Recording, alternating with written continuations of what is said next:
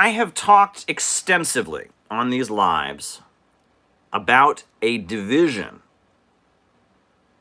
within the American ruling class. Within the ruling class of the United States, there is a division. Now, let me first clarify. When we talk about ruling class, what are we talking about? Nowadays, there's a widespread feeling among society, among all kinds of people, that somebody else has the power. The government works for somebody other than average people. It's not a real democracy. There is some kind of elite, but who is it, right? And you get all kinds of conspiracy answers. It's the deep state. It's the Illuminati. It's the thing high up on the thing. It's the Vatican, the Rosicrucians, the reptilians. All right, Socialist Vietnam, TPP.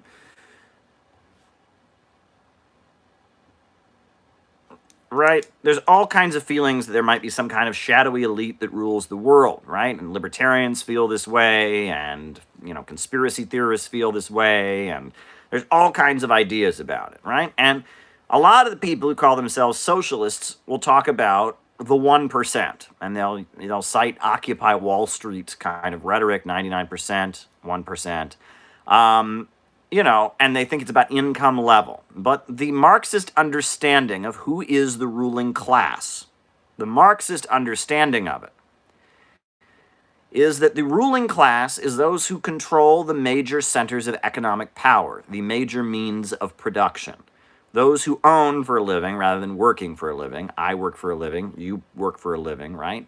Those who own the major industries, the major oil companies, the major banks, the major, big box store chains, the owners of the centers of economic power are the ruling class, right?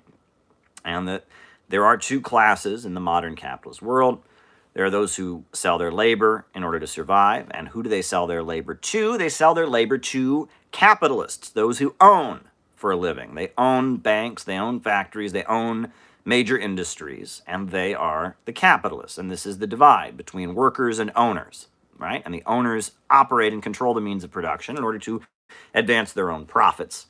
And the workers sell their labor to those owners in order to survive. They get wages, right? And we know that there are other layers, right? There's small business owners, for example. They own their own means of production, but they are not really part of the ruling class. They don't really control the economy. Somebody who owns a bar in your neighborhood, or someone who's a small shopkeeper, they're technically what you would call the petty bourgeoisie. And we also know there are people within the working class that are very, very, very wealthy, right? And because even though they're technically workers, but they have a high enough standard of living, they sympathize with their bosses. That would be the aristocracy of labor. So it's not totally that simple.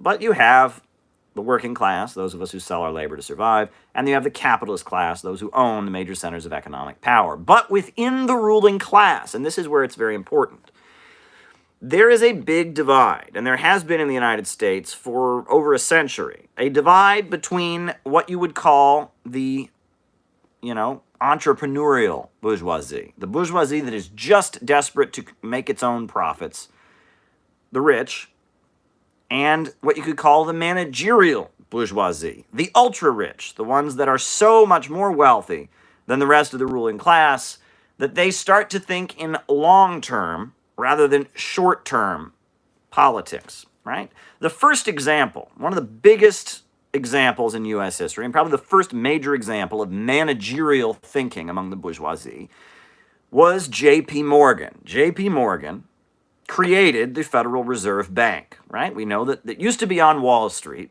Every few years, they would have what they called a panic, and Wall Street would crash, and people would scramble and sell all their stock as fast as they could, and the economy would go down, and there'd be mass unemployment. Every couple of years, there would be a panic on Wall Street, and it was a problem.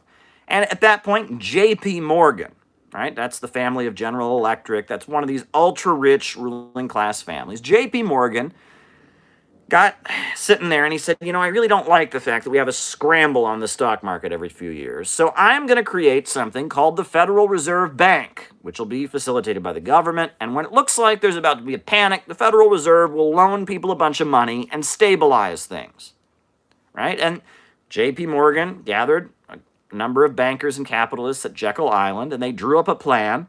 And eventually it was ratified by Congress, and now we have the Federal Reserve System. And J.P. Morgan was rich enough to realize that if there continued to be all these panics on Wall Street, if there continued to be instability in the economy, the socialist movement would get bigger, there'd be fights, intensifying fighting in the ruling class, and, in the interest of stability and thinking long term, not thinking about his own profits in the short term, but thinking about preserving the existing order in the long term, J.P. Morgan, one of these ultra-rich capitalists, instituted the Federal Reserve in the hopes of stabilizing the capitalist system. That is a managerial mindset.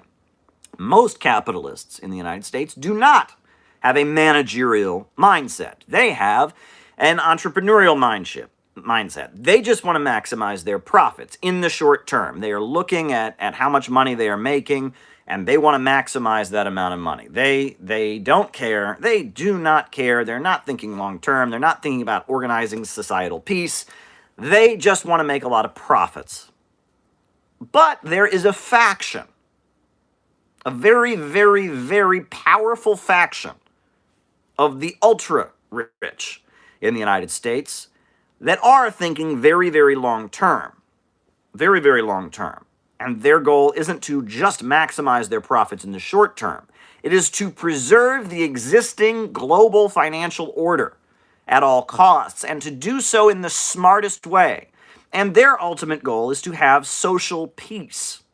They want social peace. They do not want unrest in society. They do not want unrest internationally. In the long term, they want to overthrow socialist and anti-imperialist governments in a long-term way, in a way that is not dramatic, that does not shake up the global financial system. They want to gradually roll back socialism. They want to stop growth around the world. They want to keep, gradually transitioning the world to a slow growth or no growth economic order. They can stay at the top of the world. Human progress can just kind of be put on hold, and they can continue to rule the world. That's one faction. That's the ultra-rich, the Rockefellers, the Carnegies, the DuPonts, the Morgans. That's their view. It is a managerial view. They are already as high as you can possibly get. They are far, far wealthier than the rest of the capitalist class, and in their view, it is much more important to preserve the global order that they are at the top of than to simply maximize their profits in the short term. However, most of the capitalists don't like that. Most of the capitalists are not in with them, right? And the Trump administration basically represents an uprising by the majority of the capitalist class against the managerial faction, against the ultra-rich. The ultra-rich were with Obama, and the divided world, divided class. The ultra-rich were with Obama. Received, super chat received, and I will get to that. The ultra-rich were with Obama. The ultra-rich at this point are supporting Joe Biden. And the majority of the rich at this point are supporting Trump. There is a difference of interests. There's a difference of strategy. The ultra-rich are the oil banking elite. It's the Rockefeller family. It's Chase Bank. It's ExxonMobil. It's, BP, Chevron. If you look at the oil banking elite, right? The folks that are represented in the four super major oil companies, BP, Chevron, Shell Oil, and, of course, ExxonMobil. If you talk about the big banks on Wall Street, those folks are the faction that thinks long-term, that wants social peace, and is not deeply concerned about short-term maximization of their profits. But if you look at Trump, right, the Trump coalition is very broad and diverse. It has a lot of forces in it. But they all resent that ultra-rich faction. That ultra-rich faction that wants to use the government to ensure stability, right? That's the divide, right? In the Trump camp, who have you got? You got Betsy DeVos, right? She's the Secretary of Education under Donald Trump. She's a billionaire, right? Eric Prince of Blackwater, the military contracting corporation, is her brother. And what does she want? Well, she wants charter schools. She wants, military corporations to make a lot of money. She wants to sell a lot of weapons around the world. That's what she wants, right? She can make a lot of money in the short term with charter schools. She can make a lot of money in the short term with military corporations and contractors. She can make a lot of money in the short term, with multi-level marketing schemes, right? That's her thing. She's a short-term thinking capitalist, right? Who else? Bernie Marcus. Bernie Marcus, right? He's the owner of Home Depot, right? He wants to make a lot of money by selling products at Home Depot. Most of the products you find at Home Depot are made by military contracted corporations. He wants to sell a lot of weapons around the world. He wants to put small businesses out of business. He wants to pay his employees at Home Depot and other big box stores as low as he possibly can. He's interested in his short-term profits, right? There's other forces I could name in the Trump coalition, right? There are different factions there. But what separates the Trump coalition, right? You got the Miami Cubans, you got the ruling class of South America that are threatened by Bolivarianism and obsessed with rolling back Bolivarianism and don't really care about the rest of the world. You've got the Likud party faction in Israel, which has a particular interest in the military-industrial complex and Israeli weapons and all of that. It's a broad coalition, the Trump coalition, but it's factions within the ruling class. It's a broad coalition of forces within the ruling class that resent the ultra-rich. They don't like the ultra-rich. They don't like Rockefeller. They don't like Carnegie. They don't like DuPont, and they are angry at them. And they resent globalists. That's what they call the ultra-rich. They refer to them as the globalists that are thinking long-term, that are thinking managerially, they're thinking in global terms, and they're not concerned about the short-term profits of different factions. This is the division within the ruling class, the managerial ultra-rich versus the entrepreneurial rich. That's the divide among our ruling class. And the more I talk about this, the more clear it becomes. And a great example of this is the latest issue of Foreign Affairs magazine. I don't know if people know what Foreign Affairs magazine is. Well, Foreign Affairs is the publication of the Council on Foreign Relations, CFR. The Council on Foreign Relations. And the Council on Foreign Relations is a think tank that was established for the purpose. It was a think tank that was set up for the purpose of maintaining the dominance of Western capitalism in the world. And the main creators of it was the Rockefeller family. They were the main funders of it. Now, at this point, the Ford Foundation is also a big supporter of it. And it is closely tied to the intelligence agencies. People describe the Council on Foreign Relations as the CIA's brain. Right? And that's what the Council on Foreign Relations is. The CIA's brain. Neon Noir, I appreciate the super chat. Hitler was not a Rothschild, and don't put that stuff on my wall. Come on now. The Council on Foreign Relations, CFR, is the CIA's brain. They do the thinking, right? It's all kinds of academics. It's a huge think tank. The biggest think tank in the world, right? I mean, the most powerful think tank in the world, right? Members of Congress are in it. All the biggest brains in the United States. This is where neoconservatism really got going. This is where neoliberal economics really got going. You look at the CFR, it's members of Congress, it's media figures like anchors on TV are in it, big Hollywood people are in it. It's a very exclusive club, and it's a think tank, and they have closed meetings where they hire academics and they compile huge amounts of research, and they hobble together a strategy for maintaining the dominance of Western capitalism around the world. And they put out a publication, a monthly publication called Foreign Affairs, right? This is the publication of the Council on Foreign Relations. This is what they want to put out there. And it's widely studied because this is the voice of the ultra-rich in the United States. The ultra-rich of the United States, what they believe, you will find in the pages of Foreign Affairs. And in this latest issue, they gave a big, long article to none other than Joe Biden. Joe Biden, U.S. Senator Joe Biden, former Vice President Joe Biden, they gave him a big article And this is basically an endorsement. It's not a full-on endorsement. I'm sure there's people in the CFR who like Trump. There's probably people in the CFR who like Sanders. That doesn't mean Sanders is a big puppet of some big conspiracy. I'm just telling you there are different ideas within the CFR. But it seems like the one who is favored by the Council on Foreign Relations is Joe Biden. And it's pretty clear when they give him a manifesto, when they give him, a platform to write his manifesto, right? And to bash Trump, to lay out why he opposes Donald Trump. When they give him a manifesto like this, that's basically an endorsement. And if you read this article, it's called Why America Must Lead Again, Rescuing U.S. Foreign Policy After Trump. And you read what the Council on Foreign Relations has given Joe Biden a platform to say, you will understand the divisions within the ruling class. Right?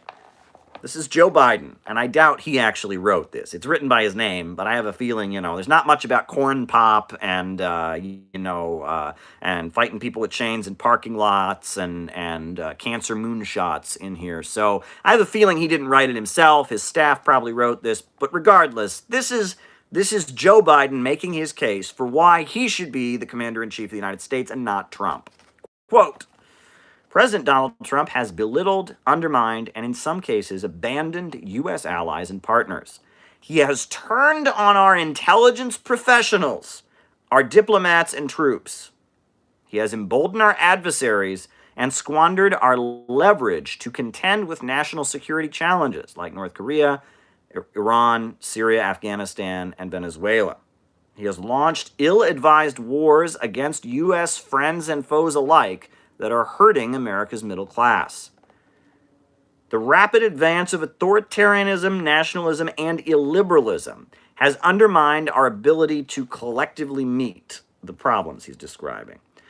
Trust in democratic institutions is down. You see that? Trust in democratic institutions is down, right? You're on here listening to me ramble about the ruling class. You're not supposed to think there's a ruling class. You're supposed to have trust in America's democratic institutions. You're supposed to have trust in democratic institutions. Oh my God, America's a democracy. Everyone knows that. There's no ruling class, Caleb. There's no ruling class, Caleb. It's a democracy. Everyone knows that. Come on. Right? You're supposed to have trust in America's democratic institutions. You're not supposed to be interested in ideas like socialism. You're not supposed to be questioning the wars. You're supposed to have trust in our democratic system. And Trump is facilitating the continued rise of people not having trust in our democratic institutions. And in the international system that the United States has so carefully constructed is coming apart. Trump and dangerous demagogues around the world are leaning into these forces for their own political gain. And you read it. He's talking about what he will do, right? You go on, pages. I mean, I'm definitely not going to read you the whole thing. One thing he's going to do is start taking in Syrian refugees, right? He will set our annual refugee admissions at 125,000, right? They understand that if they keep continuing regime change operations in Libya, in Syria, and places like that, they have to allow people to flee to the United States, right? So they're going to start taking in refugees again. That's one of their critiques of Trump, is he's not allowing refugees to come in, right? And in a lot of these countries, the people that operate and cooperate with the United States do so on the understanding that they will get to move here, right? We know that, right? That people get rewarded with visas. Well, Donald Trump's travel ban has put an end to that, right? He goes on to say, I will propose a law to strengthen prohibitions on foreign nationals or governments trying to influence U.S. federal, state, or local elections and direct a new independent agency, the Commission on Federal Ethics, to ensure vigorous and unified enforcement. The lack of transparency in our campaign finance system, combined with extensive foreign money laundering, creates a significant vulnerability. We need to close the loopholes that corrupt our democracy, right? They don't like the notion that there is not a monopoly on crafting public opinion by the rulers of the United States, right? They don't like that now you can get on the internet and look at alternative news sources from around the world. They don't like that, and they're going to crack down on it, right? That public opinion should be crafted only by the American elite media. The mainstream American media should have the absolute authority to do that, and any other voice should be suppressed. That's basically what they're saying here. We know about the harassment and the pressure being placed on RT. We know what's been done to Chinese media and the forced registrations that are going on. They don't like the idea that anyone except the American ruling class can influence public opinion in the United States, right? They want to make sure that only Wall Street and London craft what Americans can believe, right? That's basically what they're saying here. They don't want alternative opinions. They don't want alternative voices. They don't want the other side of the story to be told. They don't want people around the world to question more. They don't want people in the United States to question more. They want an absolute monopoly on control of information. It's pretty ridiculous. Furthermore, they say today democracy is under more pressure than at any time since the 1930s. Freedom House has reported that 41 countries essentially ranked as free from 1985 to 2005. 22 have registered net declines in freedom over the past 5 years. Now, this is a big theme. Like the Wall Street Journal ran an article about a year ago that blew my mind. They talk about democratic regression around the world. This is a big theme in the literature of the ultra-rich. They talk about democratic regression. And what are the examples? The two examples they usually give of democratic regression. One, Hugo Chavez getting elected in Venezuela, and two, the rise of Vladimir Putin in Russia. Now, why are these considered to be examples of democratic regression? They say that these leaders get elected, right? And then they tamper with the independent institutions. And that can't be tolerated. Even though these leaders are elected, Vladimir Putin is wildly popular in Russia, is reelected democratically. Hugo Chavez and Maduro are democratically elected in Venezuela. But Freedom House and Joe Biden think that that represents democratic regression. Why? Because elected leaders get into power and they stop having the, intelligence agencies of the country be foot soldiers of the CIA. They use the government to control the economy and reorganize the economy, right? Putin instituted, with Gazprom and Rosneft, he created two giant state-run an oil company and a gas company, two state-run energy companies, used them to reboot the economy, used the state to stabilize the Russian economy. They talk about media, right? In Venezuela, the government has created a media apparatus to counter the pro-capitalist media that is widespread in Venezuela. Independent institutions get tampered with by the state. And what they mean by independent institutions is institutions that serve the West, right? That serve Western capitalism, should not be messed with, right? Venezuela's, military, Venezuela's intelligence apparatus, Venezuela's media, Venezuela's entire economy was independent in the 90s when everyone was poor and when they had free market capitalism. When Chavez got elected, he tampered with these independent institutions and made them start fighting for the Venezuelan people and fighting for socialism. So therefore, it's democratic regression, right? When Putin, right, before Putin was elected during the 1990s, when Boris Yeltsin was in power in Russia and Russia was being looted by Western companies and sex trafficking and poverty, it was an economic disaster. Well, at that point, the independent institutions were independent, i.e. serving Western capitalism. When Putin came in and started reorganizing the economy and such, at that point, it was democratic regression. This theme of democratic regression is a big theme in the propaganda of the ultra-rich and the propaganda backing up U.S. foreign policy, right? If people around the world get elected, elect leaders, you don't have to, no violent revolution here. If a government comes to power, even democratically elected, but it starts instituting policies that change the nature of society, then it stops being a democracy, according to these people. That's a huge theme. That is like the universal consensus among the American ruling class, that if someone gets into office, elected by the people, and starts changing society, it's not a democracy anymore. That's what they believe, right? And that's what Joe Biden's talking about here. That is considered a threat, right? What they call democratic regression. Freedom is under attack because it stops being freedom when Western capitalism doesn't de facto rule. That's an important point. It's a little bit complex, but it's an important thing to understand, right? No matter how democratic Venezuela is, no matter how much they allow the opposition on television, no matter how much they have elections that are internationally monitored, they've always referred to Venezuela as a brutal dictatorship. How? It doesn't even have the death penalty. How is Venezuela a dictatorship? Because they lost, right? It's not freedom if they lose. That's what you need to understand. If a government comes to power and starts fighting for the people and starts changing all the things that de facto serve our rulers of the world, all the things that de facto serve Western capitalism, if a leader gets elected with a popular mandate and starts to change that, that's no longer democracy. That's what they believe. This is the belief. They spell it out for you. I read you an article from the Wall Street Journal. They spell it out, this concept of democratic regression, right? That when the economy is bad, people start wanting things to change. And they start electing leaders that start tampering with those independent institutions. So I'm repeating myself, but that point needs to be really, really hammered home. And we hear this a lot. And Joe Biden is making that point here, right? That he sees Trump as enabling democratic regression, right? So what is he going to do? Joe Biden is going to call a global summit for democracy. He will bring together the world's democracies to strengthen our democratic institutions and honestly confront nations that are backsliding and forge a common agenda. They will be fighting corruption, defending against authoritarianism, and advancing human rights in their own nations and abroad. So basically, they're going to get together and have a meeting about making sure that no government gets elected anywhere in the world that might actually fight for its people, right? Because that's democratic regression. But it gets better. It gets better. Joe Biden goes on to say,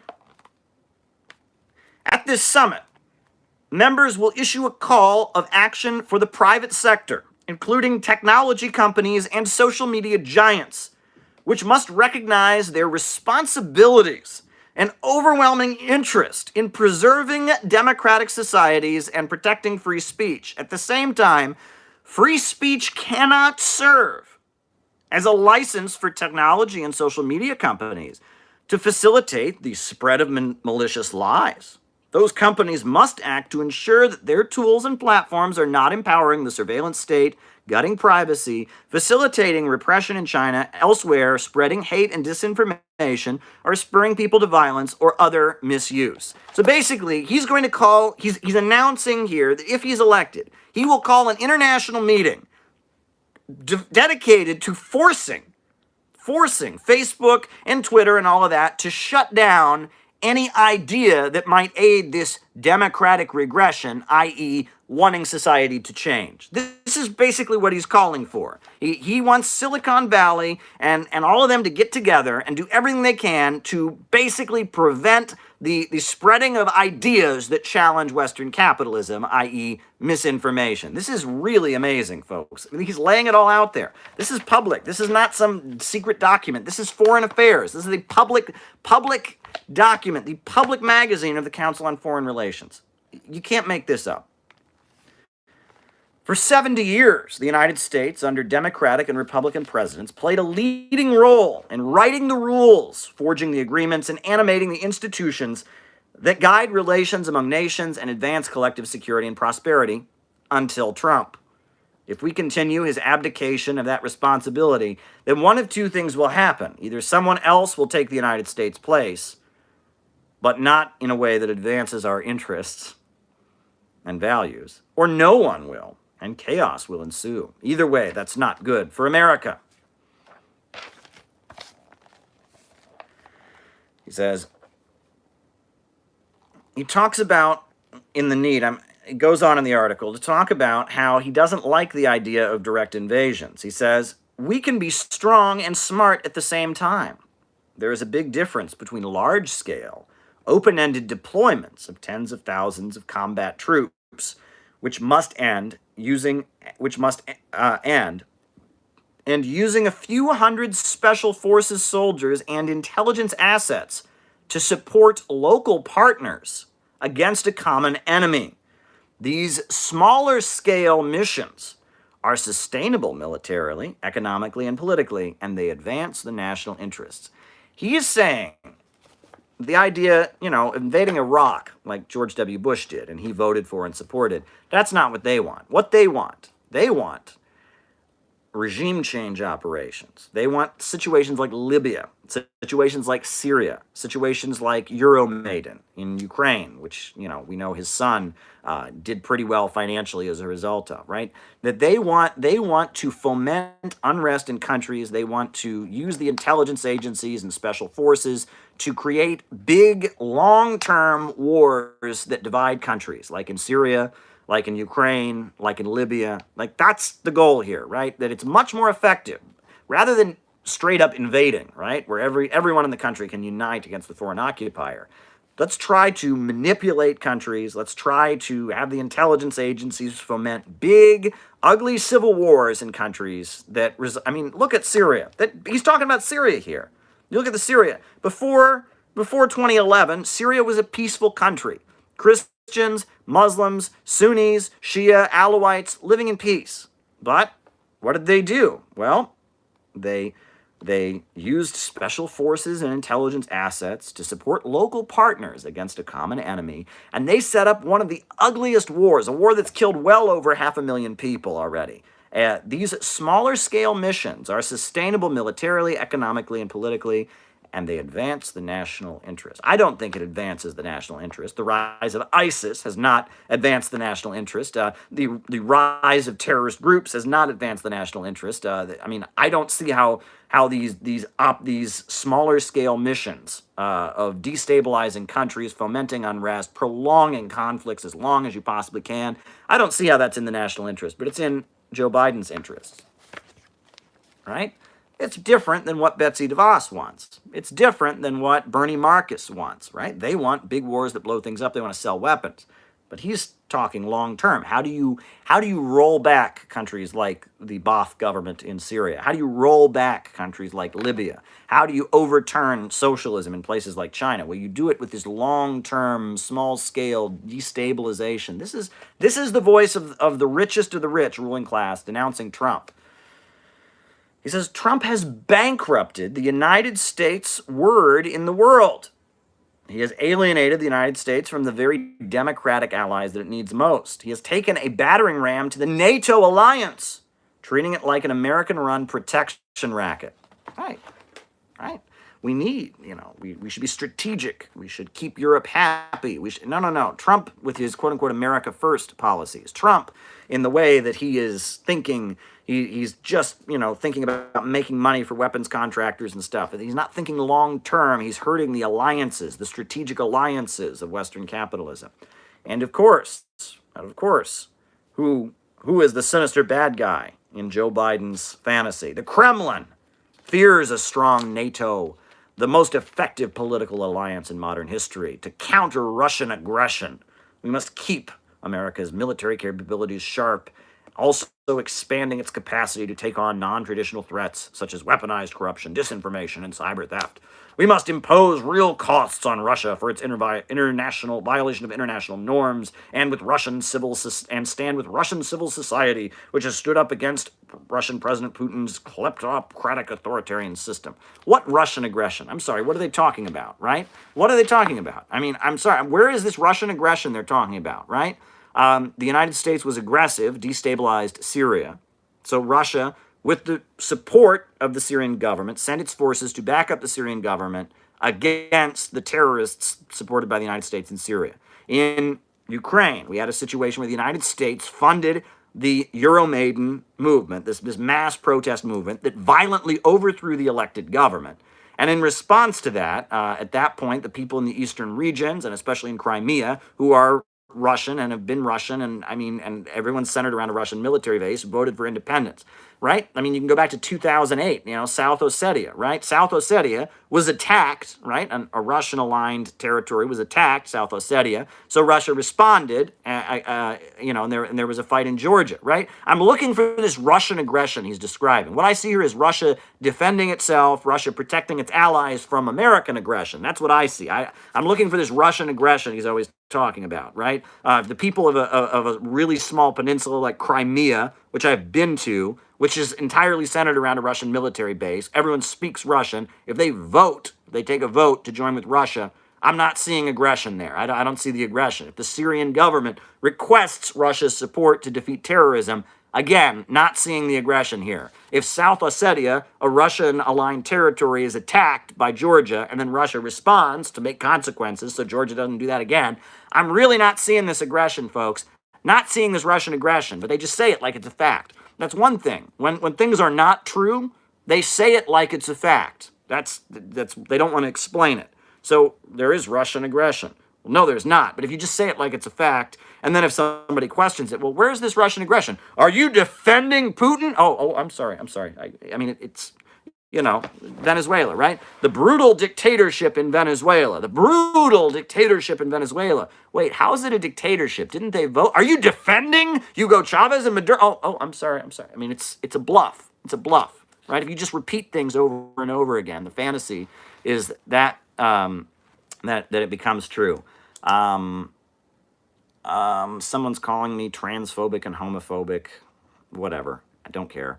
I'm not, so whatever. But I'll address that. Thanks for the super chat. Now, what does Joe Biden go on to say? He says, we will lock in enforceable commitments to reduce emissions in global shipping and aviation, and we will pursue strong measures that make sure other nations cannot undercut the United States economically as we meet our commitments. Right? Fair enough, right? Climate change, whatever. But then he goes on. That includes insisting that China, the world's largest emitter of carbon, stops subsidizing coal exports and outsourcing pollution to other countries by financing billions of dollars worth of dirty fossil energy projects through its Belt and Road Initiative. Can they more blatantly expose what some of this climate change activism promoted by the richest of the rich is really about? China is going all over the world, in places like Africa, in places like Latin America, building coal power plants, bringing electricity to regions that never had it before. And that can't be tolerated in the name of climate change. China is not allowed to go to countries like Uganda, to go to countries like Angola and build coal power plants because it's bad for the environment. That's basically what he's saying here. That's basically what he's saying here, right? That's basically been spelled out here, right? That the climate change thing is being used against the Belt and Road Initiative. David Fox, thank you very much, David. Glad to have you here, and everyone else in Australia. A lot of people in Australia like me. It's kind of interesting. Hey, great. Now, he goes on. This is interesting. He says, I'm under no illusion that the Iranian regime, which has engaged in destabilizing behavior across the Middle East, brutally cracked down on protesters at home, and unjustly detained Americans. But there is a smart way to counter the threat that Iran poses to our interests and a self-defeating way. Trump has chosen the latter. The recent killing of Qasem Soleimani, the commander of Iran's Quds Force, removed a dangerous actor, but also raised the prospects of an ever-escalating cycle of violence in the region and has prompted Tehran to jettison the nuclear limits established under the nuclear deal.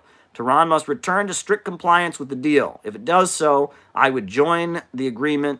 Well, that'll never happen, folks, and this is what the killing of Qasem Soleimani was about. Folks, I've said it before, but I will say it again. There were two strategies in dealing with Iran. There was the strategy of the Israeli Likud party, and there was the strategy of the Trump administration, and there was the strategy of the ultra-rich, the richest of the rich, of this faction. These folks were hoping to use soft power to pull off some kind of color revolution in Iran, open Iran up to American investment, expand American influence in Iran, find divisions in Iranian society, foment those divisions, create chaos in Iran, and eventually topple the Iranian government. That was the goal, right? And that was the goal in Cuba, right? We know that at the same time Obama was, cozying up to Cuba, at the same time the CIA was creating a Cuban Twitter and was trying to destabilize Cuba, right? This soft power strategy. What they did in Libya, what they did in Syria, is what they were trying to do in Iran and trying to do in Cuba. We know that. That's a fact. Now, what's interesting, though, is that Betsy DeVos and Eric Prince of Blackwater and who else, right? Bernie Marcus, Sheldon Adelson, they don't really care about that. They want to make lots of money by talking about the Iranian threat and selling weapons. And when Qasem Soleimani was killed,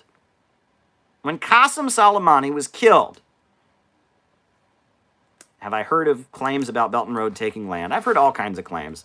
We'll talk about the Belt and Road and slanders about it later. When Qasem Soleimani was killed, that ended the possibility of there ever being an Iran nuclear deal again, and ended that opening for the United States to expand influence in Iran. That was such an extreme stab in the back after Iran made huge concessions at the negotiating table, to have Trump get in there, rip up the Iran nuclear deal, and then go as far as to basically kill, to kill the top military leader of the Islamic Republic of Iran, kill him, right? When he's in Iraq trying to make some kind of peace agreement with Saudi Arabia, to then kill him cowardly, not on the battlefield, but basically blow him up as he's driving to the airport, to cowardly cut down Iran's top military leader, sends a message to Iran: you can never negotiate with the United States again. The USA will not keep its promises. And it was a way that Trump could make sure that even if he leaves office, that the soft power process with Iran will never restart. And what does that mean? That means that there is no danger to the Likud party, there's no danger to Betsy DeVos, there's no danger to Bernie Marcus losing the lots of money they make playing up the Iranian threat, right? All those Middle Eastern, regimes, Kuwait, Jordan, United Arab Emirates, of course, Saudi Arabia, they're huge purchasers of U.S. military hardware. And if Iran were not a threat any longer, if there was some kind of détente with Iran, they would lose out on all that money. Plus, the Likud party gets elected in Israel on a platform of Iran is coming to get us, be very, very afraid of Iran. Well, if Iran and the USA and the West were to have a détente, and there was no Iranian threat, they wouldn't get elected anymore, right? And so the danger was that the soft power strategy would lead to some kind of détente with Iran, U.S.-Iran negotiations, and they wouldn't be able to make lots of money in the short term off of selling weapons and scaring people with the Iranian threat. That's basically what was going on here. That the notion that Iran is a threat to Israel, is a threat to the region, Iran is going to come kill us, we should all be terrified of Iran, makes billions and billions of dollars for weapons manufacturers. It's essential. And it was in danger by the Iran nuclear deal. There was a danger of some kind of détente between the USA and Iran breaking out. And what was done with the killing of Qasem Soleimani by the Trump administration was to make sure that no possible détente could ever be established. It was to make it impossible that the Iran deal could ever be restored. That's why Trump did it. It was to nail the door shut, to make sure. And that's a disagreement within the ruling class. And Joe Biden here, while he doesn't like Qasem Soleimani, while he hates the Iranian government, he admits that it hurt their strategy. He's with Rockefeller. He's with Carnegie and DuPont. He's with the ultra-rich and with the intelligence agencies. He's not with these short-term money-making military corporations. There's a difference in the ruling class. There are divisions within the ruling class. The United States needs to do more, Joe Biden says, to ensure that these technologies are used to promote greater democracy and shared prosperity, not curb freedom and opportunity at home and abroad. He's talking about control of social media. That's like an essential part of the Joe Biden platform. As new technologies reshape our economy, we must ensure that these engines of progress are bound by laws and ethics, as we have done at previous technological turning points in history, and avoid a race to the bottom where the rules of the digital age are written by China and Russia. That's right. Wall Street and Silicon Valley should be writing the rules of social media and Facebook and the internet. Oh, no. We cannot have, multipolarity. We cannot have Russia and China having influence over social media. Social media is Wall Street's ballpark. That it is time for the United States to lead in forging a technological future that enables democratic societies to thrive and prosper. This is basically what he's saying, right? That he will fight like crazy to maintain U.S. control over social media, to maintain control over social media by the CIA, by the intelligence agencies, by the U.S. establishment, to make sure that no other voices are heard on social media. He's spelling this out. He's laying it out there. We get to the final section. He says, we are facing adversaries, both externally and internally, that are hoping to exploit fissures in our society, undermine our democracy, break up alliances, and bring about the return of an international system where might makes right. Well, I'm sorry, folks. We already have an international system where might makes right. The USA invaded Iraq in 2004, completely violated the UN Charter, aggression against a country. The whole world was saying not to do it, but the USA did it anyway because might makes right. We already have an international order where might makes right, right? The Wall Street imperialists, the Pentagon, they have the power. Atlanticism. We live in an international order where might makes right already. What they don't like is that Russia and China in the 20th century rose up from poverty, built themselves up, pulled themselves up by their bootstraps with centrally planned socialist economies, and they are demanding the right, Russia and China, the Eurasian superpowers, are demanding the right to be part of the international global system, and the United States will not tolerate it. And they see this as the international global system being torn apart. That's what's going on. And Joe Biden just pledged allegiance to the faction of the ruling class that sees Trump as not being a team player, not being strategic in their goals of controlling the world. That's basically what's going on there. And the fact that Joe Biden wrote that whole essay in Foreign Affairs, that shows you what is really going on. There are divisions within the ruling class right now. There are big divisions in the ruling class. And at this point, Joe Biden represents the richest of the rich, that faction that is the big oil companies, that faction that's the big major banks, that faction that controls Silicon Valley. And they don't like Trump, and they definitely don't like Bernie Sanders.